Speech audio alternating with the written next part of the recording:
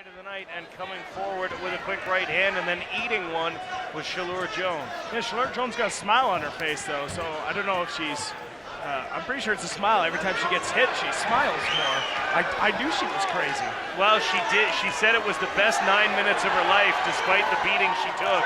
And she is eating a couple punches here. You can hear her coaches asking her to take the shot and try and work the takedown.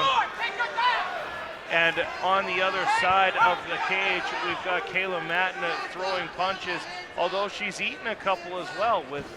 And you can see the takedown attempt now coming from Chaleur Jones, taking a little bit of punishment and trying to defend it with trying for the guillotine choke, but not succeeding, was Kayla Matton.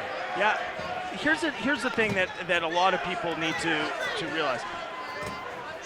It's set up that every time somebody tries to take you down, that you try and guillotine choke them. And that's not the way it needs to be. When you take it down, you need to defend. Defend first. You need to whizzer and get your legs back when someone attacks your legs. But everybody's going to be guillotine choke, and that's not what needs to happen. You end up getting taken down, and 99 times out of 100, you don't end in a good position. Knees coming now from Chaleur Jones on top as she continues to work. A minute and a half left in round number one, trying to push Kayla Matton's arm across her own neck. Matton is secure, gets out of that, but again, a lot of work from on top, elbows and knees coming from Chaleur Jones to Kayla Matton. And keeping busy and making an impression for the judges. You see a judge right there outside of the cage staring down at the action, and Chaleur Jones staying busy on top. We have only got a minute left. Again, only 3-minute rounds in the amateur go. So as we look at our featurefights.ca clock there, we can see that it takes a very short time to be able to make an impression to the judges. And again, more strikes coming from everywhere to everywhere from Chaleur Jones. Kayla Matton trying to create some space underneath, but has been unable to do so thus far. Although it looks like she may get into a half guard here. Tried to get around. And Chaleur Jones, very nice to dogfight back into side control and continue to do damage from there with just 25 seconds remaining in round number one. This is a very much improved Chaleur Jones. Yeah, and the one thing that she's doing is she's throwing all of her effort into these elbows and these punches. Now my concern is that because you're not going to be able to end the fight with elbows to the leg, or you at least hope that they're not able to end the fight that way, you end up wasting a lot of energy putting that much in there. As we get set for round number two here in our third fight of the night at the Hard Knocks Fighting Championship number 22, live from the Century Casino in Calgary, Alberta, and big punches being thrown now by Matton, but again, Jones just keeps coming forward. Yeah, and because she's not afraid of these punches, she's able to come in from a lot closer up to get these takedowns and securing another good takedown, but again to the guillotine choke and trying to work it is Kayla Matton from MMA University, but slipping out is Chaleur Jones, and now she's on top in a dominant position. Jones works her way towards side control, but Matton doing a nice job of getting the guard back on.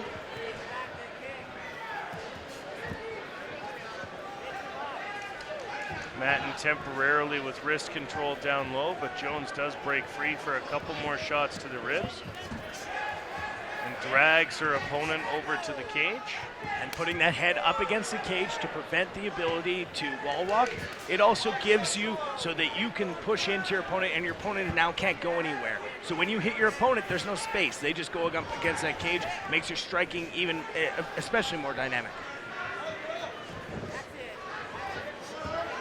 Chaleur Jones needs to be careful here because trying to put over the foot is Kayla Matton. And with the female division, more so than the men, females have natural flexibility. So those positions where the men are able to not necessarily do things like going into to mission control and using a rubber guard, that's something that's very easy for female fighters. And you see the advanced flexibility. So it's always dangerous in a submission game because sometimes those limbs can come out of nowhere and able to get you in positions that you don't want to be in.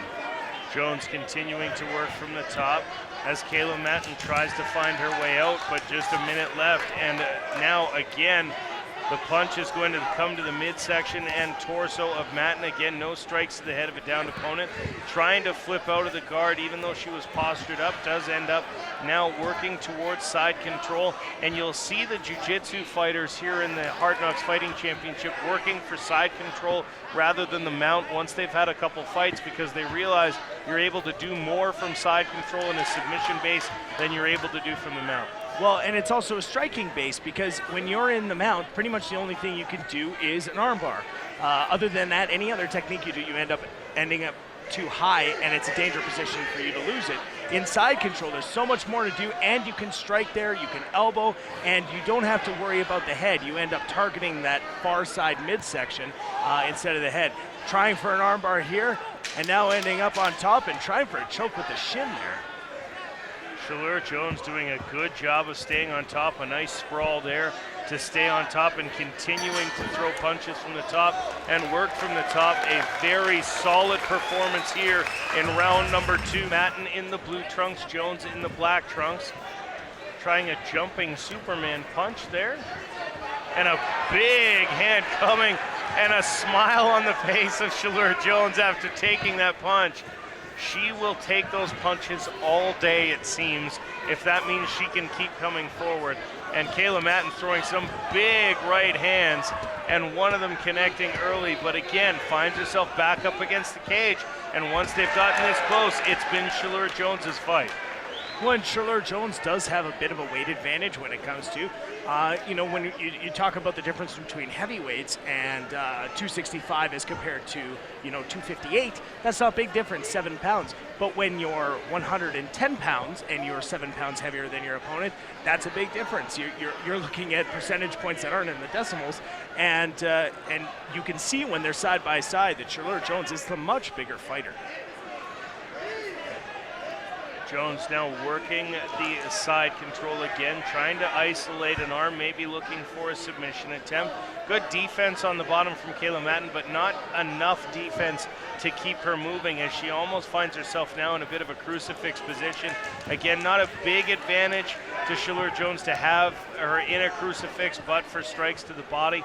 But again, those can add up over the course of the fight, and it certainly looks good in the eyes of the judges when you're continually landing strikes to undefended parts of the body. Absolutely, as they continue to go forward here. Ground dominance here by Chaleur Jones, and I don't think at this point Kayla Matton has an answer to be able to get off of her back at this point. So something to go to the gym and work for, maybe work some sweeps and being able to get on top. Up high now is Chaleur Jones, and you're going to look to her trying to isolate an arm and possibly go for a armbar here.